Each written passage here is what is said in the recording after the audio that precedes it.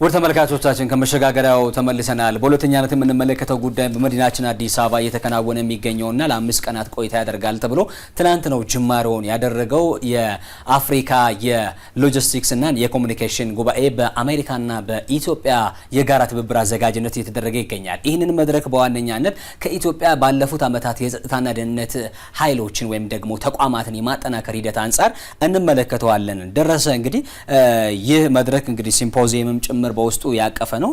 በምርጥ ተሞክሮዎች የሚጋሩበት እንዲሁም ደግሞ በመላው አፍሪካ ደግሞ ብቁ የሆኑ የተሳሰሩ ለወደፊቱም ዝግጁ የሆኑ ተቋማትን ለመገንባት የጋራ ቁርጠኝነት የሚታይበት መድረክ ነው ተብሎ ነው የተዘጋጀውና ከዚህ አንፃር ኢትዮጵያ በዚህ መድረክ በመዲናችን አዲስ አበባ መከናወኑና በጋራ ማሰናዳቷ ልትጠቀምበት የምትችለው ነገር ምንድነው ማለት እንችላለን የሚለውን ነገር ከጋራ ያለፉት ዓመታት ስራችን አንፃር ብናነሳው። እሺ ያው መልካም ቀደም ሲል እንዳነሳኸው ኢትዮጵያ ከጊዜ ወደ ጊዜ በተለይ በመከላከያ ዘርፍ ትልልቅ የሆኑ ትብብሮችን እያደረገች መሆኑ ይታወቃል።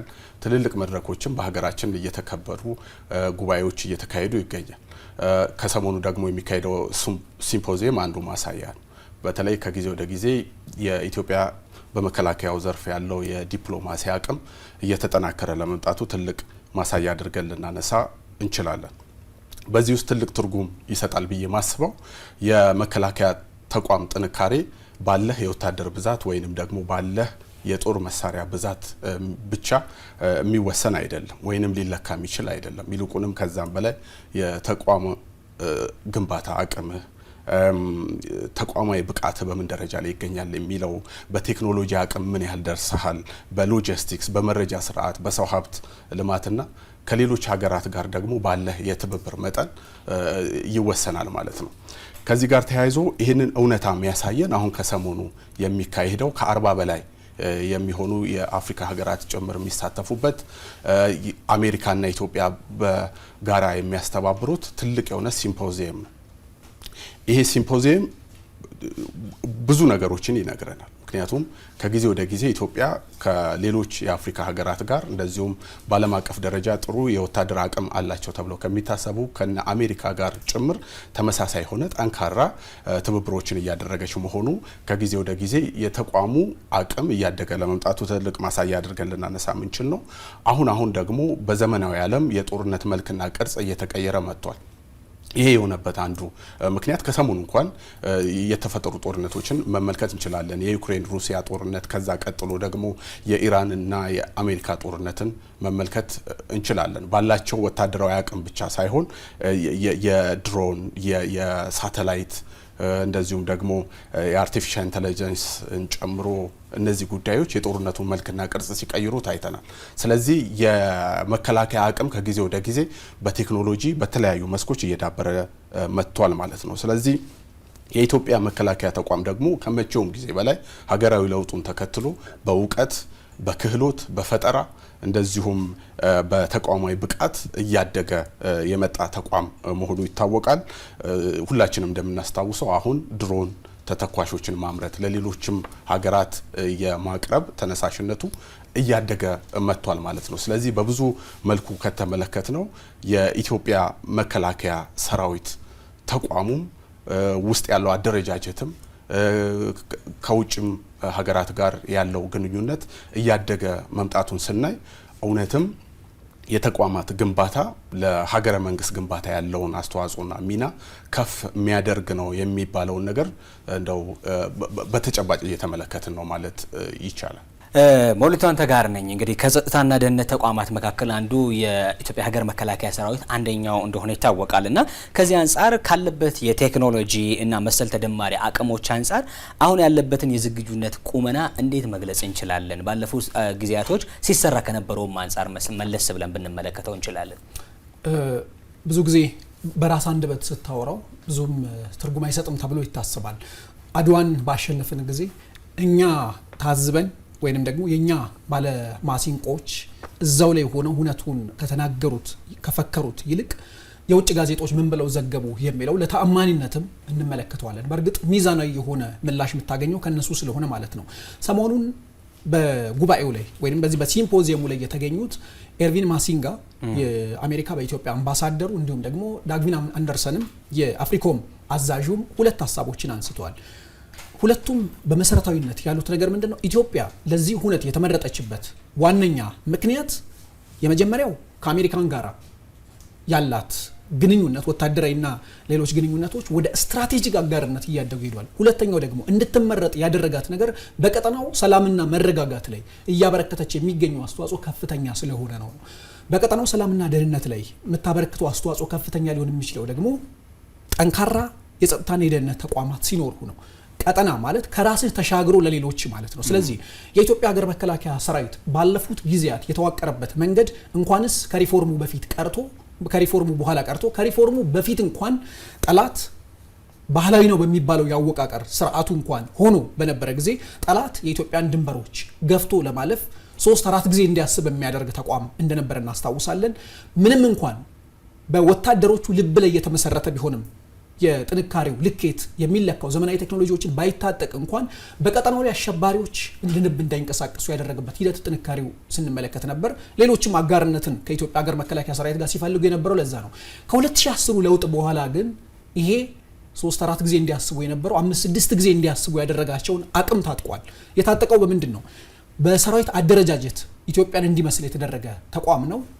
በቴክኖሎጂ አቅሙ ከፍ እንዲል የሆነ ነው። አሁን ደግሞ የሰራዊት ግንባታ ሲባል እንደ ድሮ ገጽ ለገጽ የምትዋጋው የግንባር ላይ ጦርነት ብቻ አይደለም። የሳይበር ጦርነት አለ። በአንድ በኩል ቴክኖሎጂ ላይ ነው፣ በድሮን ነው ውጊያዎች እየተደረጉ የሚገኙት እንጂ ወታደር ልከ የምታደርገው ጦርነት የለም። ስለዚህ ይሄንን መነሻ በማድረግ ዘመናዊ የሆኑ ድሮኖችን ማምረት የሚችል ተቋምም ነው። ተተኳሾችን ከውጭ መግዛት ላይ ብቻ የተመሰረተ ሳይሆን ማምረትም የጀመረ ተቋም ነው። ለሌሎች ሀገራት መሸጥ የሚያስችል ደረጃ ላይ የደረሰ ተቋም ነው። የታጠቃቸው መሳሪያዎች ከራሱ አልፎ ለቀጠናው ሰላምና ደህንነት ዋስትና የሚሆን የሀገር መከላከያ ሰራዊት ሆኗል። ስለዚህ ኢትዮጵያ ዳር ድንበሯ የተጠበቀች እንድትሆን በሀገር ውስጥም ሆነ በውጭ የሚገኙ ብሔራዊ ጥቅሞቿን ለማስጠበቅ ሁነኛ የሆነ ተቋም ገንብታለች ሲባል አንዲት ሀገር ጠንካራ ናት ልትባል የምትችለው በረከት በዲፕሎማሲው በሚሊተሪው ሳይንስ ላይ እንደሚታወቀው ጠንካራ ኢኮኖሚያዊ ስርዓት ያላት ልትሆን ይገባል። ጠንካራ ማለትም ሉዓላዊ የሆነ የመከላከያ ሰራዊት ሊኖራት ይገባል፣ ዳር ድንበሩን ማስጠበቅ የሚችል።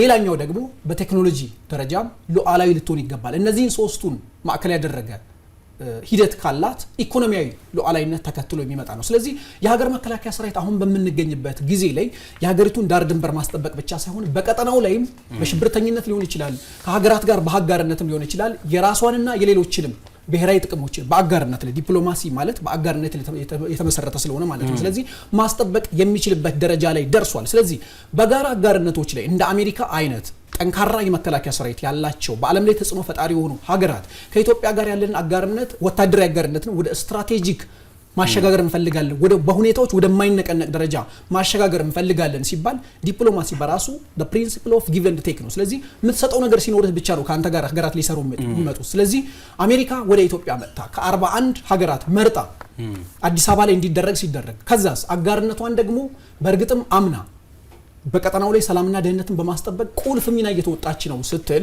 የሀገር መከላከያ ሰራዊቱ ምን ሆኗል ማለት ነው? ጠንካራ ነው። ከሀገሩ አልፎ ማንን መመኪያ መሆን ችሏል። በቀጠናው ላይ ብሔራዊ ጥቅማችንን እናስጠብቃለን ለሚሉ ሀገራትም ጭምር መታያም መከታም መሆን የቻለ ትልቅ ተቋም ሆኗል ማለት ነው። አመሰግናለሁ ሞሊቶ። እንግዲህ ሁለታችሁም ስታነሱት የነበረው ጉዳይና ባጭሩ ብናነሳው ብዬ ባስበው በኢትዮጵያና በአሜሪካ መካከል እያደገ የመጣው የጋራ መተማመን ወደ ስትራቴጂካዊ አጋርነት መሸጋገሩ በሚኒስትሯም በአምባሳደሩም በኢትዮጵያ የአሜሪካ አምባሳደርም በኩል ተነስቷልና ይሄ የሚከፍተው የትብብር በር ምን አይነት ነው የሚለውን ግን አንስተነው ብናልፍ መልካም ይሆናል። ደረሰ መልካም። ያው በጣም ባጭሩ ለመግለጽ ስለ ኢትዮጵያና አሜሪካ ግንኙነት ስናነሳ በተለይ በዚህ ወቅት በጣም ወሳኝና ጠቃሚ ግንኙነት ነው። ምክንያቱም በክፍለ ሀገሩ የአሜሪካ በጣም ጠንካራ አጋር የሆነችው ኢትዮጵያ ነች። ይሄ የሆነበት ምክንያት ምንድነው ብለን ካነሳን ቀጠናችንን መመልከት ነው።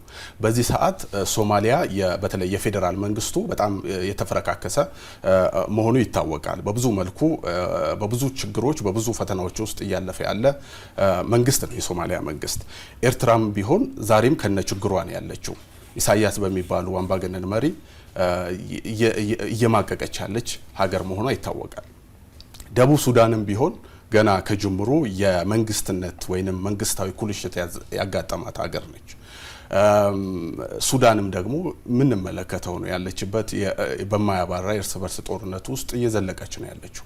ስለዚህ በዚህ ቀጠና ውስጥ የአሜሪካ ጠንካራ የሆነ አጋርነት ያለው ከኢትዮጵያ ጋር ነው ማለት ይቻላል።